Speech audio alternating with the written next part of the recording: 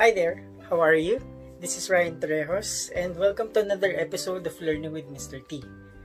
So this is a continuation of my video on the different tips or quarantips on how I was able to deal with stress and anxiety during quarantine.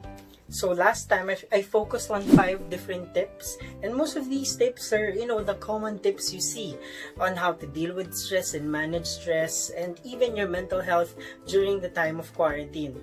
For these 5 remaining tips, this is more personal to me. So these are the things that I found that worked for me the most as I was dealing with stress and anxiety. So if you're new to this channel, please subscribe by clicking the notification bell to get more updates on my upcoming videos. And if you enjoyed the video after watching it, kindly hit the like button and share to your friends as well. So let's start. Tip number 6. Learn and create. As I was making this video, I think we've reached the 99 or at least 100th day of being in quarantine. May it be CQ, community quarantine, ECQ, enhanced community quarantine, MECQ, modified enhanced community quarantine, GCK, and all those abbreviations. So it's been around 90 to 100 days as of the time I was making this video. As I was looking back during the first few days of this quarantine, it was really tough for me. But I didn't feel an extreme sense of anxiety or fear at first. I was just thinking, okay, I can just stay at home and I can work on this. But, by the time that it reached 5 days, 10 days, as we were 2 weeks or 3 weeks into this quarantine, I was thinking already, what can I do? What should I do? One of the things that really helped me was to learn new things and create things. Well, one of which would be, of course, what did I create? What have I created? What have I learned so far? One of this would be, of course, this YouTube channel or this avenue that I'm pursuing my passion on, extending learning, extending education for a lot of people. So I started creating this or conceptualizing this YouTube channel in mind around March, and until April I was thinking, what should I do? What makes me relevant? Or would I really enjoy it? Is it really important for me? Will I like it? Will I be able to be consistent with it? So eventually, as I was writing down what I wanted to do, I came to realize, wait, I can create. And we have a lot of information that we can use. We have a lot of people who'd be interested to learn and interested to know new things. That's why I thought of this channel. Other things that I tried to learn as well would, of course, some crazy trends or food trends, such as, of course, dalgona coffee. I learned how to do all of those things, and everything that I can possibly acquire, any new information that I can possibly acquire. In the first few weeks, I even tried to look for a very cheap piano that I can use or I can play with, because I've studied playing the piano for more than 10 years, I think, when I was younger. But then when I reached high school, teen stage, around 13 onwards, I stopped playing it. And then whenever I see musical pieces, I know I can still read them, I know I can still play the piano, but I haven't practiced ever since. So I wanted to learn it again, in a way. I know it's still in my mind, so I wanted to learn it again. Another thing that I did was, I saw this cute miniature toys or miniature houses on one of my friend's IG pages. I think she's one of my former students. And then when I saw it, I don't know, when I saw those miniature houses, cute little pieces, it made me smile. So it made me think, probably I can create that. I can learn and practice how to, do these miniature things and miniature houses. So I started working on that as well. I was even inspired by a lot of my friends, former co-workers, gym buddies, former students who used their time to create and enterprise. I have this college friend, yeah. We used to do volunteer work in college, and then she's still my friend up to now. We're in contact with each other, and I know she's a really good baker. And when she was trying to deal with her stress or anxiety during quarantine, so she tried to rekindle her interest with baking again. So now I think she has this online bake shop where she sells a lot of her baked goods. So I'll show you a link of her online business in the description box below. I also have a lot of students, a lot of friends who've been working on some of their baked stuff. They have really witty or creative names. They have really good products as well. So I'll give you links to these online shops or online stores so that, you know, you have an idea, and probably you can be inspired and enterprise as well. So think of something that you're really good at. Probably doing something that you're really good at while at the same time earning some money with it. That would be, you know, a good way to cope with whatever fear, stress, or anxiety you are experiencing. 7. Do things that make you smile. Some of you may think that this tip is quite, you know, simple, very self-explanatory, but this tip helped me a lot. Do things that make you smile. What are the things that make you smile? Try to take note of these things and focus your energies to these things that make you smile. Like for me, personally, music makes me smile. So what I did, I would often have like a couple of minutes, around 5-10 minutes, or even up to 30 minutes of time in the afternoon after I've done my work. Just the chill, relaxing time in the afternoon, drinking some juice, coffee, whatsoever. And then listening to music, just doing that. I don't know, it made me feel good. It made me smile at times whenever, you know, you are reminded of certain aspects in your life in the past that you link to a certain kind of music. Let's say listening to Linkin Park, and then I would often remember that we would often sing Linkin Park songs in the classroom, listening to Destiny's Child and old R&B music, and then I would sing that with my friends in the classroom. So those things, it makes me smile. Other stuff that made me smile as well, of course, would be food. So I ordered stuff online. I supported my friends who were selling stuff online. And then when there's a kind of food that I'm really craving for, and if I can afford it at that time, I would buy it. I would go for it at that moment, of course, in moderation.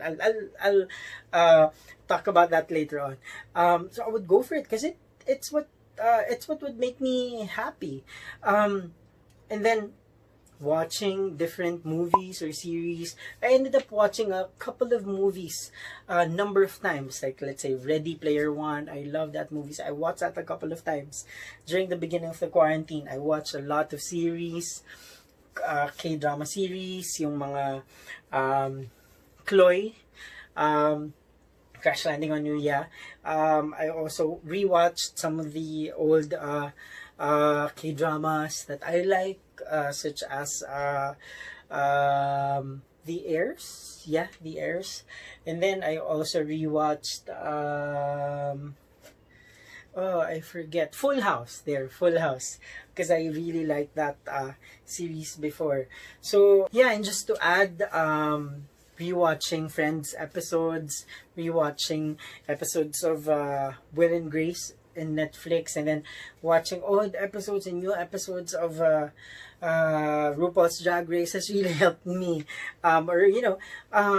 Just has really made me smile, made me laugh a number of times. So yeah, that was really helpful. So yeah, find the things that make you smile, jot them down, list them down. What are the things that made you smile, and then focus your ideas or energy on doing them, and hopefully it would help you.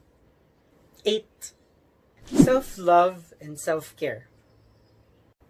Now, what do I mean by self-love and self-care? So I think of 3 things. Taking care of yourself physically, mentally, and spiritually.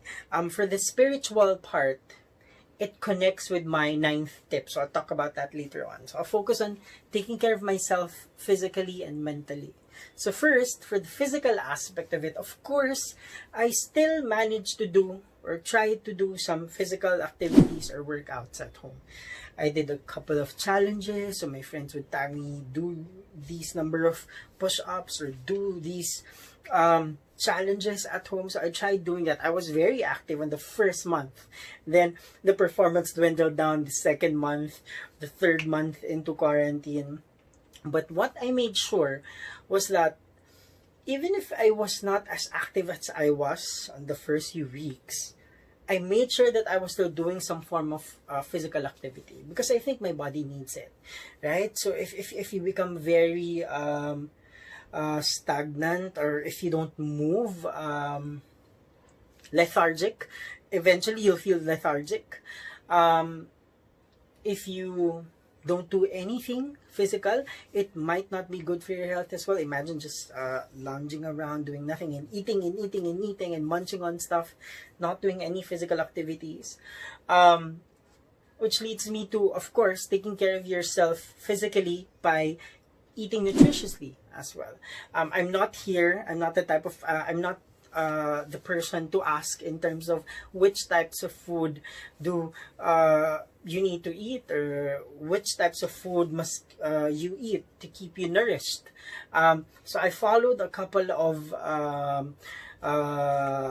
blogs and vlogs to give me tips on that. I even have my former nutritionist, my friend who works for a certain fitness center, even started a vlog as well, and so I followed for his tips. I'll be linking his channel down below as well, so that you can check his channel. You can check his content as well. So apart from taking care of yourself physically, by doing some exercise, physical activities, or eating healthy, you also have to take care of yourself mentally. And there are a lot of ways to do it. One thing that worked for me, linking it to the tip that I mentioned last time and the first part of the video. So if you haven't watched that video, I suggest you check out that first video regarding how to manage your stress and anxiety during quarantine. I have the link of the video in the description box below. So I talked about reflecting, writing down my feelings. So that's how I managed to take care of myself psychologically. Tip number 9, pray. For tip number 8, I talked about taking care of yourself, or doing self-care by thinking of different ways on how to take care of yourself physically, mentally, and spiritually. And for the spiritual aspect of my self-care, this is what I did. I prayed. So the moment I wake up in the morning, I pray. At least like a couple of seconds to thank the Lord that I woke up, that I live another day, that in this time of a pandemic, I can still enjoy time with my family. Whenever I feel stressed, I have a lot of errands, I have to do a lot of things, I have things that I have to do at work and my other responsibilities. I pray when I feel that I need to stop, take a breather, and then I pray, even for a quick one, even for a quick time. This has helped me a lot. It has helped me manage my emotions. It has helped me, get that ray of hope. Tip number 10. Take a break. Take it slow. Now, many of you may think that this tip is quite simple or self-explanatory, but it's really not. We think that, taking a break, taking it slow is quite easy to do, but it's not as easy, especially if you're in a pandemic. Like for me, the first few weeks, I felt the need to be productive. I felt the need to make the most out of the time that I have. I felt the need to do a lot of things. But then I realized, I'm doing a lot of things, and this is becoming way stressful than I've ever imagined. So me doing a lot of things, I thought I was, dealing with stress, but being so productive or trying to do many things, maximizing my time, increase the amount of stress that I have. So I decided, wait, I need to take a break. So I have to take quick breaks in a day, or I established this routine or this idea that if it's the weekend, I will not do anything related to work during the weekend, except for things that are really urgent or important. But I veer away from that because, because one is too much. I mean, the moment you try it, the moment you give reasons to do things during the weekend, it's just gonna pile up. You're just gonna think of a new reason. May bago na naman. Okay, last week I did this, or next week meron na naman. So I tried to limit myself to doing work during the weekends. I even, to the point that I even limited myself to stop doing anything related to work at a certain point in time in a day. Let's say by 8 or 7 p.m. wala na. I won't do anything related to work or anything that I find stressful. So I would just relax, think of what to do. Let's say watch a video, watch funny things, conversations with my family, nothing related to work, or nothing that would make me feel stressed. So yeah, take a break.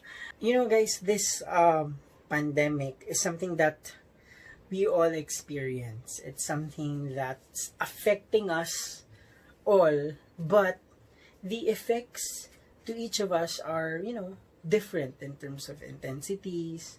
But there are a lot of things that we can do to be able to manage our fears, our anxieties, the stress that we experience. Now, the different tips that I gave were just, some of the things that worked for me, some of the things that some of the things that I'm still doing, right? Because we're still under quarantine. Well, here in the Philippines, yes, we're still under quarantine. So these are the things that help me manage my emotions, help me keep myself grounded most of the time. So you can try to follow these tips if you want to, or if you have some tips that are different from the stuff that I gave, kindly share them in the comment section down below, and hopefully we can learn from each other, because that's the intention, that's the purpose of me creating this channel. It's to help people learn, or encourage people to learn new information, to share information, and hopefully for others to be able to share the information they have as well, and then so that we can keep from learning, we can keep learning from each other. Yeah, so I guess that's it for this episode, or for this video, for this episode. So I gave you some of the tips that helped me manage stress and anxieties and fears during the time of quarantine. So again, if you're new to this channel, kindly subscribe. And if you enjoyed this quick video, kindly like and share to your friends as well. And like what I would always say, listen, share, keep learning, keep going. So again, this is Ryan Torrejos, and this is Learning with Mr. T. Thank you. Bye.